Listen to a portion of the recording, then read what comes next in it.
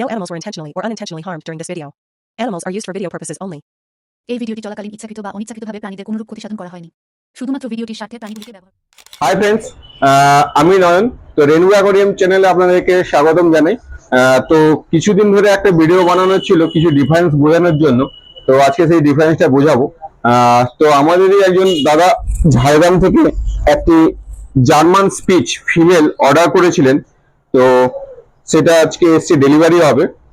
তো এটা দেখুন, একটা কোয়ালিটির যে ব্যাপার থাকে, কোয়ালিটি যে সব জিনিস জায়গায় হচ্ছে কোয়ালিটি অনুযায়ী দাম হয়। হাড়ের কোয়ালিটি এবং ফেস, তো এই ফেসে এই কোয়ালিটিতে মানে খুবই সুন্দর বাচ্চাটি। তো এখানে একটা সমস্যার ব্যাপার আছে কি, মানে ম্যাক্সিমাম কাস্টমার এসে 2 থেকে 3,000 মধ্যে জার্মান স্পিচ চায়। তো ব্যাপারটা হয় জার্মান স্পিচের 2 থেকে 3,000 কেনার থেকে স্ট্রিট ডগ রাখা ঢের ভালো। মানে একটা যা হোক, একটা রাস্তার পুরো একটা ঘর পাবে, খেতে পাবে, খুবই খুবই বেটার।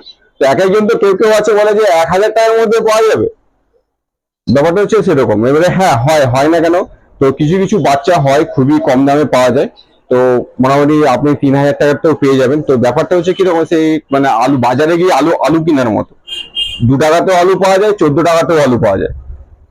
ঠিক আছে, ব্যাপারটা হচ্ছে এরকম। তো একটু ভাই এগিয়ে একটা জিনিস দেখাই।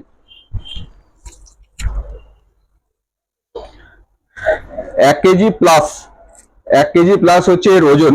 আজকে এর বয়স মাত্র 30 দিন। তো এই যে বুঝতে পারছেন পুরোটা কি, ডগটা কিভাবে হেলদি। তো এই টাইপের যদি আপনারা কোয়ালিটি জিনিস যদি চান, তো স্ক্রিনে দেওয়ার নাম্বারে যোগাযোগ করতে পারেন। আর কিছু বলার নেই, সবার সামনেই আছে। তো ঠিক আছে, এরকম ভালো ভালো ভিডিও পেতে আর কিছু ইনফরমেশন জানার থাকলে আপনারা স্ক্রিনে দেওয়ার নাম্বারে ফোন করতে পারেন। তো টাটা, বাই বাই।